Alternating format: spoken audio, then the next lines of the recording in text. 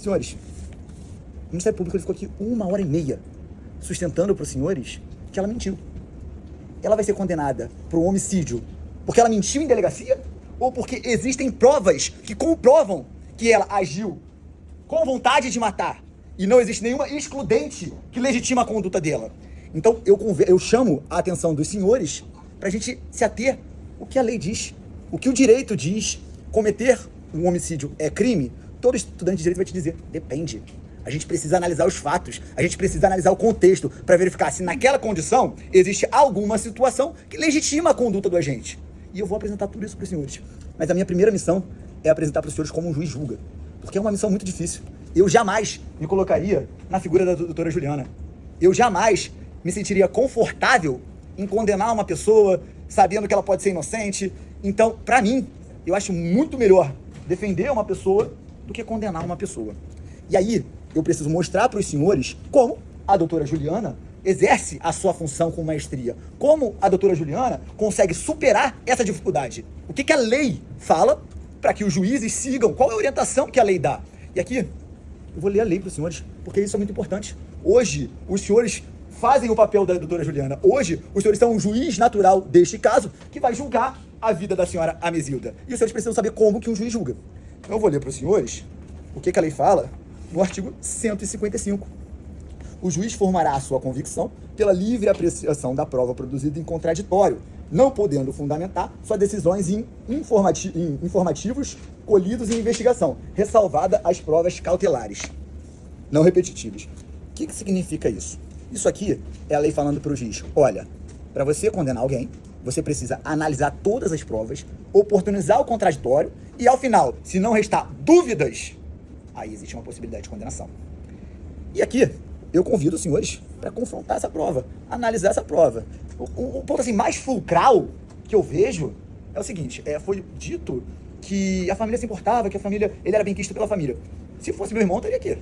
Se fosse meu irmão, ele fosse santo, eu estaria aqui para manter ali a versão que eu sustentei. E por que a vítima não veio? As testemunhas não vieram? Porque elas sabiam que se elas viessem aqui, elas seriam inquiridas, teriam pego na contradição e teriam mostrado que elas não sabiam de nada. Porque, senhores, se a gente observar o processo, elas não estavam no local do crime, elas não viram o fato, elas não presenciaram o fato, elas não tinham contato com o réu, elas ouviram dizer que a situação foi essa. E aí, foi dito aqui, ela trouxe 6 versões, não sei que 6 versões, porque o Carlos, ele disse que a Nora disse, e aí a promotora fala que ela falou, meu Deus, é uma tentativa de tentar condenar a todo custo. Vai pegando letrinhas miúdas para tirar a concentração do foco principal. Ela morava em Visconde, ela morava em Laranjal. O que isso tem a ver com a condenação dela? Aqui a gente está apurando a conduta de um homicídio, não onde ela mora. E aí, falado, para os senhores serem pegos no cansaço. Ah, ela mentiu. Senhores, eu vou fazer uma pergunta para os senhores. Se coloque na situação dessa mulher. Uma mulher hipossuficiente, uma mulher sem conhecimento técnico, que ocorre essa fatalidade. E aí eu vou dar um exemplo antes de entrar nessa situação. Quantas e quantas pessoas se envolvem num acidente de trânsito e fogem? A lei, ela possibilita, ela impede que a pessoa que se envolveu no acidente de trânsito, se ela prestar socorro, de ser presa. A lei fala isso. Mas os senhores sabem? Não sei se alguém aqui é formado em direito ou se alguém tem conhecimento jurídico. Mas a grande maioria das pessoas não. Então o que as pessoas fazem? Fogem. No caso dela, aconteceu homicídio, aconteceu a fatalidade. Ela viu aquele homem morto. O que ela pensou?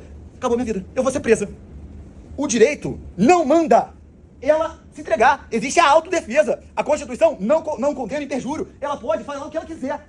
Então, nesse contexto, onde ela trouxe uma versão, trouxe outra. Senhores, ela é uma senhora de idade. Ela estava com medo, como a Tia disse. Ela estava desesperada. Ela não queria ser presa. Ela estava cansada de apanhar e deu um basta nisso.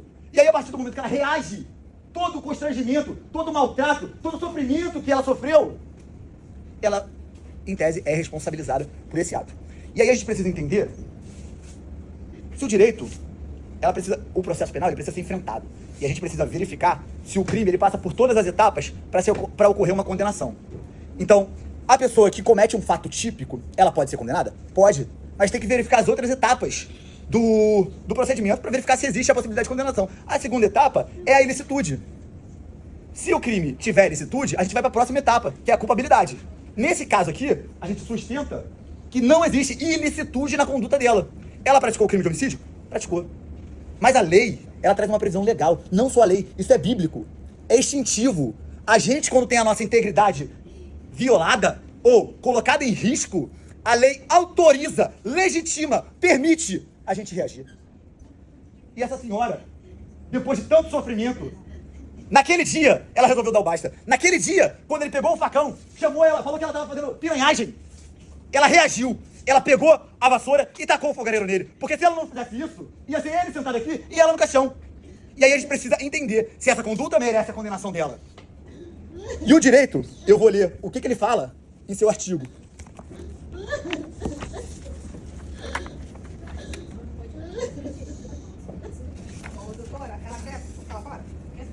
O artigo 23 do Código Penal, ele entende que a pessoa usando de meio moderado, que repele a injusta agressão atual ou iminente,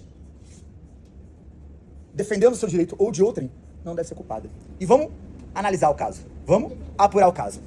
No caso dela, ela, quando chegou em casa, o homem estava lá com o fogareiro, aceso, e discutiu com ela. Falou que ela estava piranhando, falou que ela estava vagabundeando, pegou a faca para ir para cima dela. Talvez ele não matasse?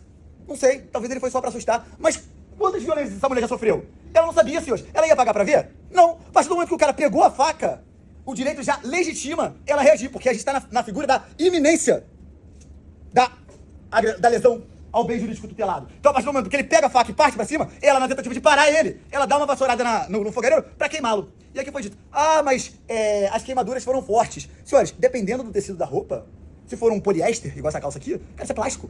O fogo se alastra, lambe tudo. E aí, mas ele ficou sambando, dançando, pulando na casa. Se ele tivesse feito isso, ele teria pegado fogo em tudo, né? A questão é, ocorreu o homicídio. Ela viu o cara morto. E ela falou, e agora? O que eu vou fazer da minha vida? Ela não tem conhecimento jurídico técnico pra entender que ela agiu em legítima defesa. Então o que ela falou? Cara, eu não quero ser presa. Ela trouxe uma versão tentando fazer essa defesa. E aí a gente vai confrontar essa versão, porque tudo bem, é estranho a pessoa trazer uma versão, trazer outra. Por que a gente vai acreditar nessa última versão? Aí a gente precisa entender o histórico. O que... Aí eu vou usar a fala da promotora aqui, que eu anotei, peraí. Indução. Eu vou mostrar para os senhores que eu concordo com ela da indução, que a indução deve ser usada aqui. 2 meses atrás, existia um registro de ocorrência onde ela falava que ele estava ameaçando ela de morte se ela separasse dele. E eu vou pegar a prova para apresentar para os senhores.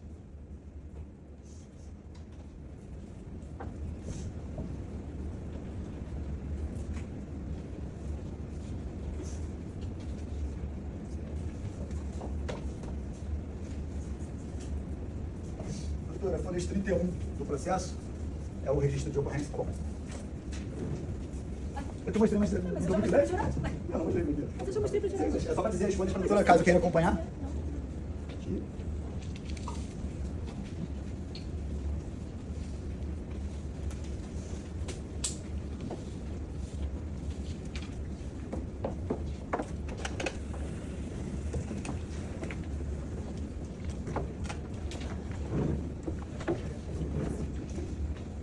Você tem uma cópia lá para ler? Oi? Tem outra cópia para ler? Oi? Eu não. Tá, então eu vou pegar meu computador ali para ler com vocês.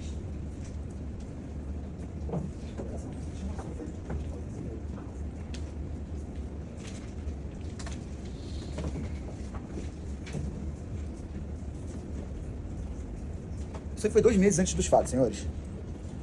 Deixa eu só botar nas páginas aqui pra gente ler junto.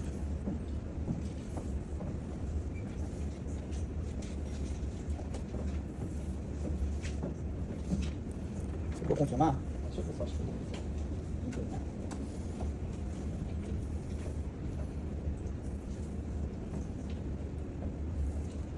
Ó, eu vou ler aqui, caso os senhores queiram acompanhar, vocês estão com o documento em mão. Que no dia 7/2 de 2004, sexta-feira, por volta das 8h30 da noite, foi ameaçada de morte por seu companheiro Nilson, que disse que iria matá-la e também a sua família, se caso separasse do mesmo. Fato ocorrido dentro da residência. E aqui é qualificando as questões. Isso aqui é importante por quê, senhores? Isso faz a indução, como a promotora disse, de que a fala dela agora é real. Porque o Ministério Público sustentou 1h30 e ele não foi capaz de apresentar qual era o motivo. Por que ela mataria o Nilson? A gente não tem um motivo, senhores. E ela narra em delegacia que ele estava ameaçando dela de morte. Ela narra em delegacia que ele não aceitava o término do relacionamento. Ela narra em delegacia todas as questões que corroboram com a fala dela dita hoje. E é por esse indução que a gente consegue entender e dar aso ao que foi dito aqui. E aí eu digo com plena certeza, senhores, porque se não tivesse esse registro de ocorrência, a primeira fala ia ser: Mas por que não fez registro de ocorrência? Aí ela fez o registro de ocorrência. Ela comunicou à justiça que ela estava sendo ameaçada. E nada foi feito. Ela pediu medida protetiva, senhores. E por negligência do Ministério Público, foi opinado pelo indeferimento. Porque se fosse deferida a medida protetiva, talvez a fatalidade não teria acontecido. Talvez ele não teria morto e ela não estaria sendo julgada. Porque a medida protetiva, ela serve para impedir essa situação. Mas lá, no momento de apurar a medida protetiva solicitada por ela, a voz dela não foi ouvida. Igual aqui não está sendo. Então hoje o meu papel é apresentar para os senhores todos os elementos que dão certeza que ela agiu em legítima defesa. Nós não temos outro motivo apresentável, justificável, para ela matar o Nilson. Qual é o motivo, senhores? Não existe homicídio sem motivo. Ninguém mata por matar. Essa mulher, o que ela sofreu, o quanto ela sofreu, até o momento dela dizer, basta. Até o momento dela falar, eu não aceito mais ser violentada.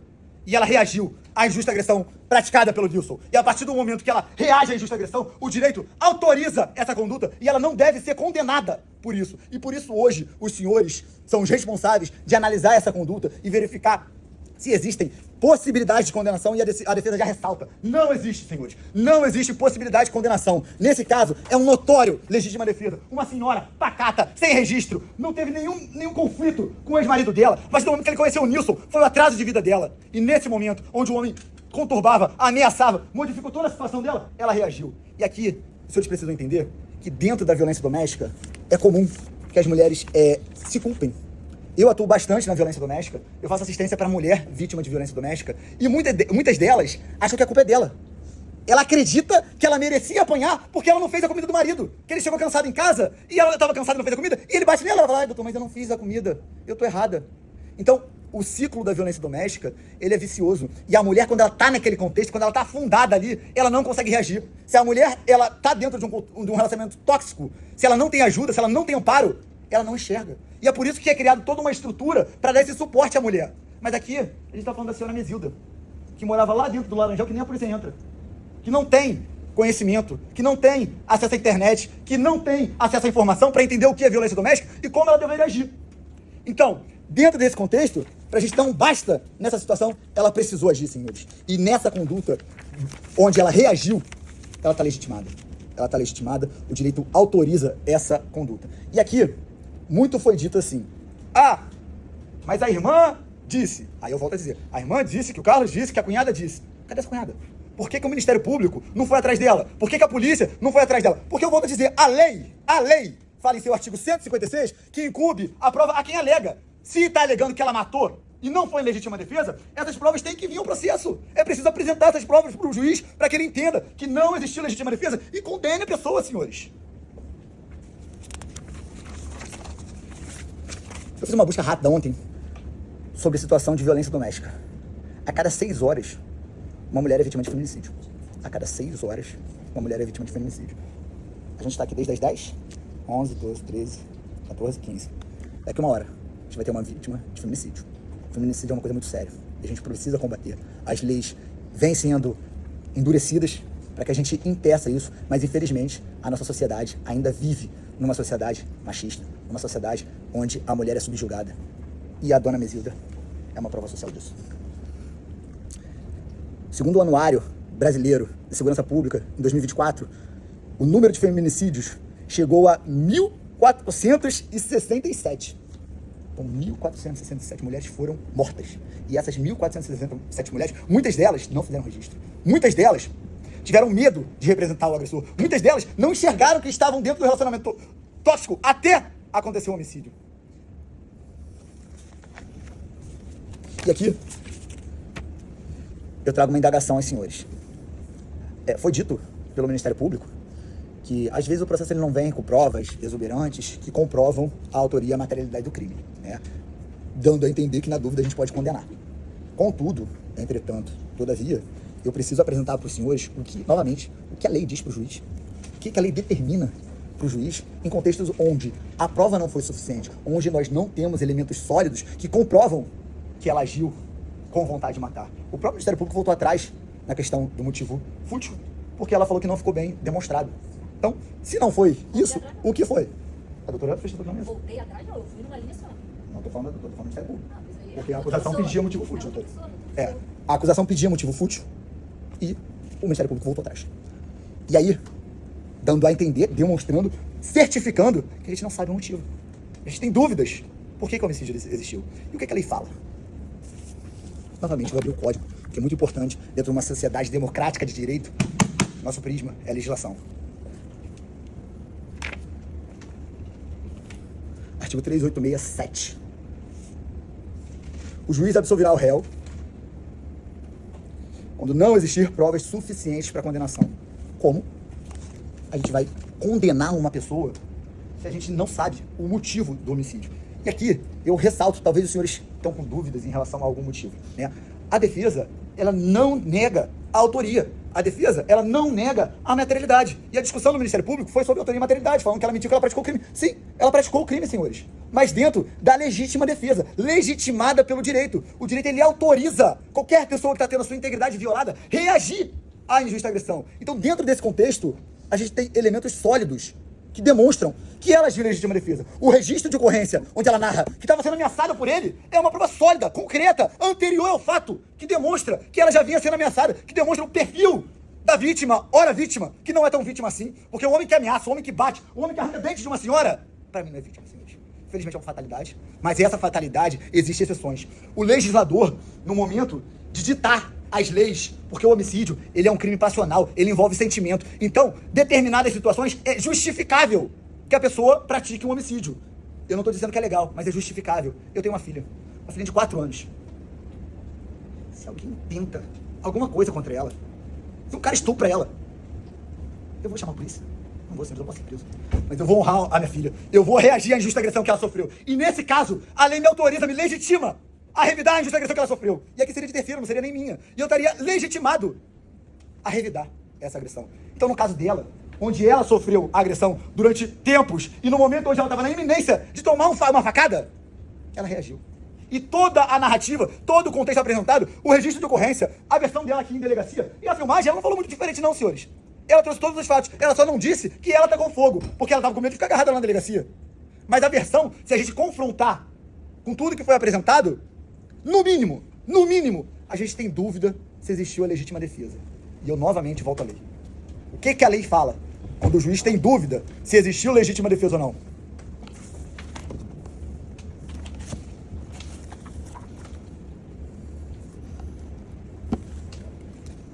(3.865) 3.865. O juiz absolverá o réu. Não existir... 3.866, desculpa. O juiz absolverá o réu se existirem circunstâncias que excluam o crime ou isentem o réu de pena. Artigo 23, que é a legítima defesa. Ou mesmo, se houver fundadas dúvidas. Senhores, não é possível que nós não temos, no mínimo, dúvida que ela agiu em legítima defesa. Então, se a gente tem dúvida, eu tenho certeza, para mim é claro, nítido, transparente, que essa mulher, protegendo a integridade física dela, reagiu, porque não tem nenhum outro motivo que ela faria isso. E ela, se os senhores ainda sim tiverem dúvida, porque eu não estou na cabeça dos senhores, então se os senhores sim ainda tiverem dúvida, os senhores, seguindo a lei, obedecendo o nosso ordenamento jurídico, devem absolvê-la, porque a lei manda absolver se houver fundadas dúvidas sobre a legítima defesa.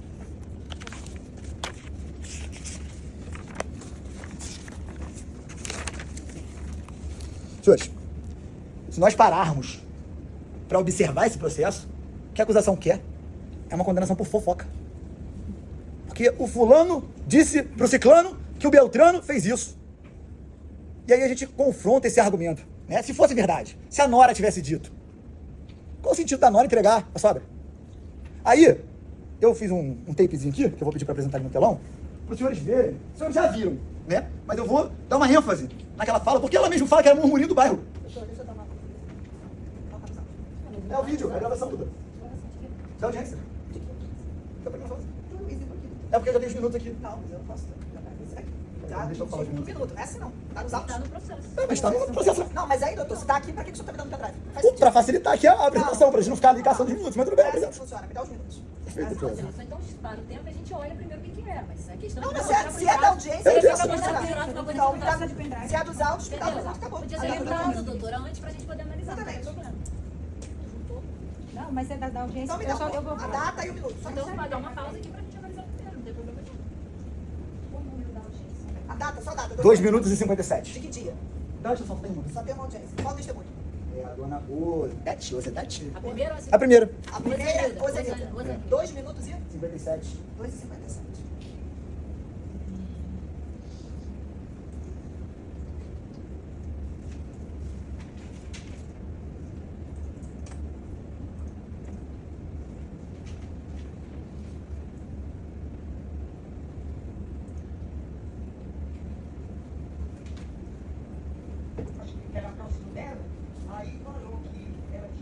pouco dele. Ele estava no médico legal. Tanto é que nós só vemos. Então, peraí, só um minuto. Uma pessoa passou e falou para o seu irmão A Carlos, pessoa passou pro seu irmão. Júlio, que a dona Anesilda tacou fogo no seu irmão Nilson. Uma pessoa próxima a ela. Mas aí quem é essa pessoa? Citar, porque para não comprometer a pessoa. Mas se a senhora não citar, fica complicado. Ele falou que foi a nora dela. E o único irmão. Aí ela fala até que o irmão matou também junto. O irmão da dona Anesilda e a esposa dele. Depois Aí a doutora, sim, a doutora indaga e ela se corrige. Ela não.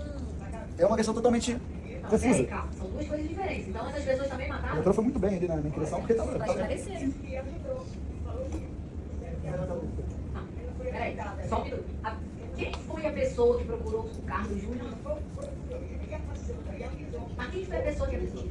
Foi a nora dela. A nora? É, dizendo que o Luiz estava morto. O médico legal. Mas ela falou que também ajudou a matar? É isso que eu não tô entendendo. Murmúrio, tá bom. Murmúrio, né? Falaram lá, e aí a pessoa vai à delegacia, conta o que ela ouviu de fofoca no bairro, e isso vira um processo contra a dona Anesilda. Essa é a prova que o Ministério Público quer apresentar para os senhores e pedir a condenação da Anesilda, com base em fofoca de bairro, falando que ela matou. E aqui a gente não nega, ela matou. Ela matou o Nilson. Só que ela matou em legítima defesa. Essa parte não trazem para o processo. E essa parte os senhores precisam entender que ocorreu, entender todo o contexto para verificar que a conduta dela é legítima.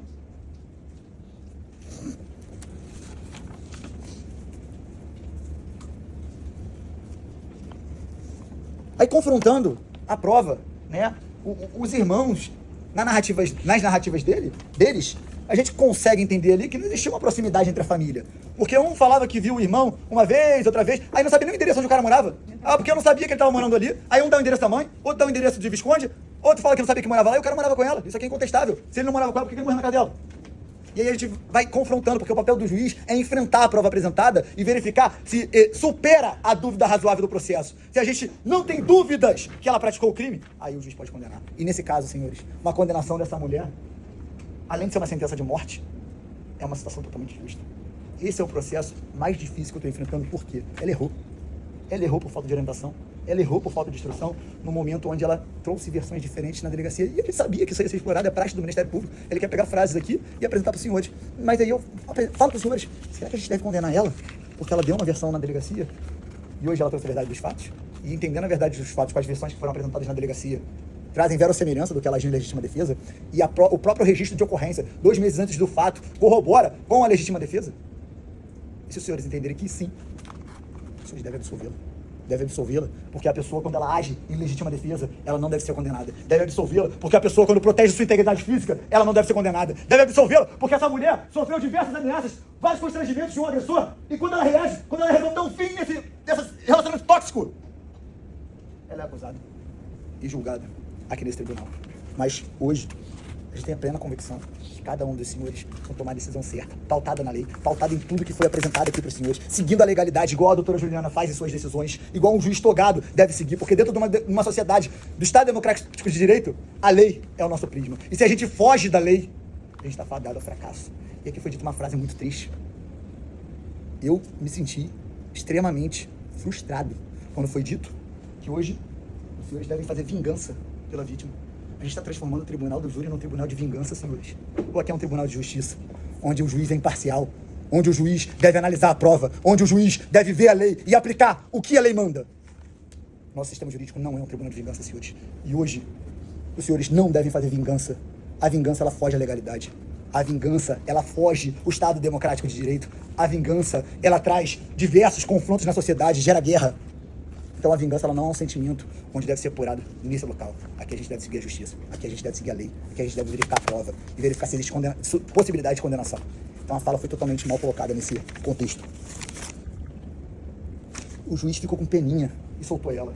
Aqui a gente vê uma falta de empatia com a ré, onde bota ela como coisa. Ficou com peninha. Não ficou com peninha não, senhores. O juiz obedeceu a lei. O juiz verificou os requisitos legais e entendeu que não existia motivo suficiente para botar essa mulher na cadeia. E aqui hoje, eu peço aos senhores, igual o magistrado que soltou ela quando ela estava presa, que reconheçam que ela não praticou esse crime com vontade de matar. Que ela agiu dentro do que o direito permite e atuou nos meios moderados da legítima defesa. E nesse caso, a gente não deve condenar. E por fim, os senhores jurados possuem total capacidade de julgar por qualquer motivo. Os senhores hoje podem absolvê-la. Entendeu? Que ela agiu em legítima defesa. Os senhores hoje podem absolvê-la porque ficaram na dúvida se ela agiu em legítima defesa. Os senhores hoje podem absolvê-la por entender que não existem provas suficientes nesse processo para condená-la. E os senhores ainda podem absolvê-la pela clemência. A clemência ela é um instituto do direito onde os jurados, reconhecendo todo o contexto, reconhecendo toda a situação, reconhecendo toda a fatalidade que aconteceu, entende que não é um caso de condenação. Eu volto a falar, uma mulher vítima de violência doméstica, que sofreu diversas agressões, foi maltratada, humilhada, cabelo arrancado, dente arrancado, ameaçada, perseguida, reage a essa situação e pratica um homicídio. A condição dela, porque eu olho essa senhorinha e fico com uma pena dela. Se ela sair daqui hoje condenada, eu sei que ela não vai durar 2 anos na cadeia. Então, se os senhores entenderem que ainda assim ela merece um perdão, se ainda assim entender que a condenação não é a melhor resposta para o caso dela, os senhores podem absolver pela clemência, que é um instituto legal que permite os jurados absolverem. Ninguém vai saber qual foi o motivo, porque diferente do juiz togado, onde ele precisa fundamentar a sua decisão, os senhores têm a sua consciência para decidir. O voto dado para os senhores, ninguém vai saber. O sim que os senhores derem na urna, eu não vou saber, porque vai ser colocado na urna e vai ser aberto, dando o número de 4, e encerra a votação e a gente não sabe qual foi a decisão que os senhores tiveram hoje. Então, absolvendo a senhora Mesilda, hoje, eu tenho a plena convicção que todos os senhores vão poder chegar em casa, colocar a cabeça no seu travesseiro e dizer, hoje eu fiz justiça. Hoje eu não sentenciei uma mulher à morte, sem provas. Hoje eu não condenei uma mulher que agiu em legítima defesa.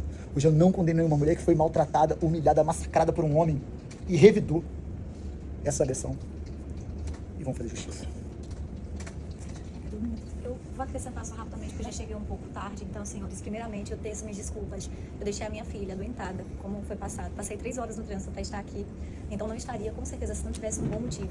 Né? Minhas desculpas, mais uma vez, para Vossa Excelência, viu? Eu tenho para a doutora também, de coração. Teve um motivo, se quiser, eu junto um atestado também, viu, Excelência? Não tem problema, de acompanhamento médico. Exato.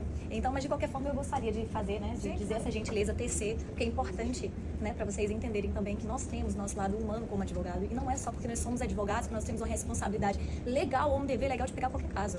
Eu vou falar para vocês de uma pessoa que trabalha com direito civil, eu sou civilista. Então, eu trabalho com o povo. Eu tô falando para vocês de gente, a gente, pro povo, né?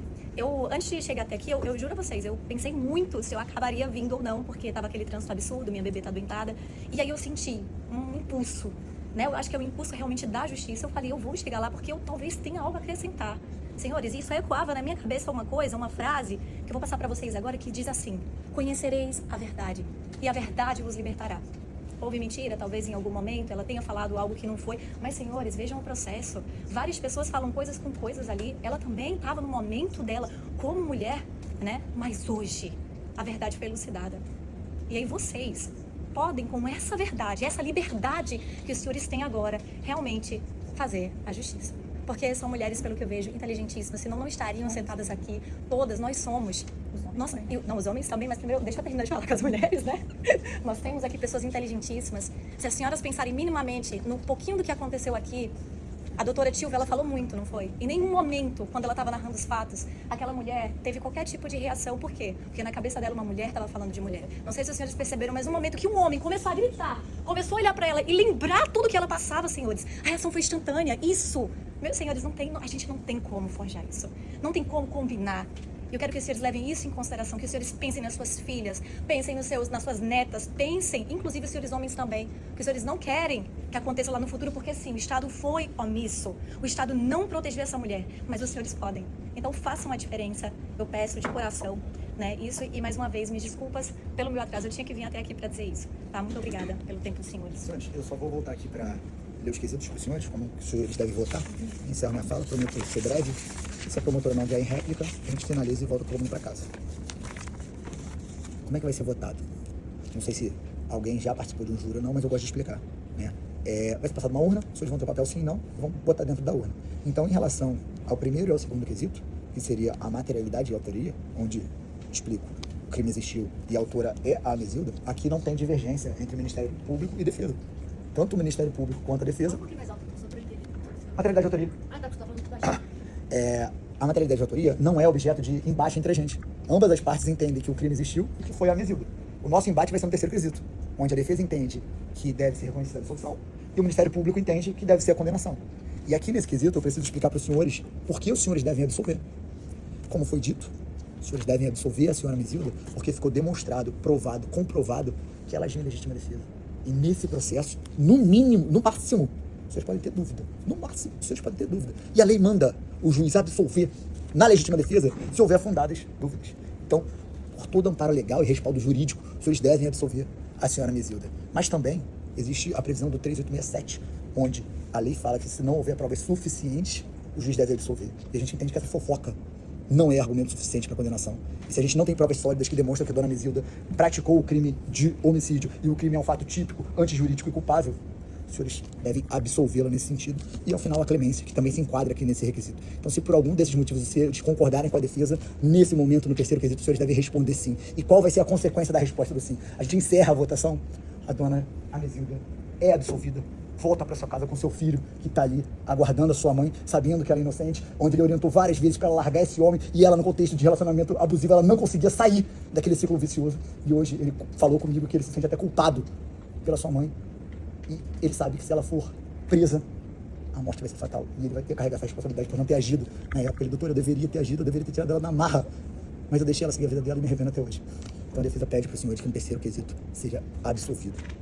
Quarto quesito seria a qualificadora, tanto o Ministério Público quanto a defesa. Quanto a defesa entende que não ficou demonstrado o motivo fútil. E aí, nesse caso, não é embate entre as partes se essa qualificadora deve ser colocada. A gente entende que não deve ser colocada. E o emprego do fogo também é inconteste, né? A gente entende que teve a qualificadora do fogo, né? Mas a gente entende que ele deve ser absolvido por tudo que já foi explicado. Então a defesa agradece toda a atenção de cada um dos senhores que tiveram com esse advogado, de ter deixado sua família em casa, de ter deixado seus compromissos em casa e estar aqui numa quinta-feira, véspera de carnaval, fazendo justiça. Espera que Deus toque a mente de cada um dos senhores e verifique que essa mulher não pode ser condenada, porque a gente estaria sentenciando ela em uma pena de morte. Muito obrigado, senhores. Alguém mais vai falar, doutora? Não. Não? Alguém quer banheiro? Beber água?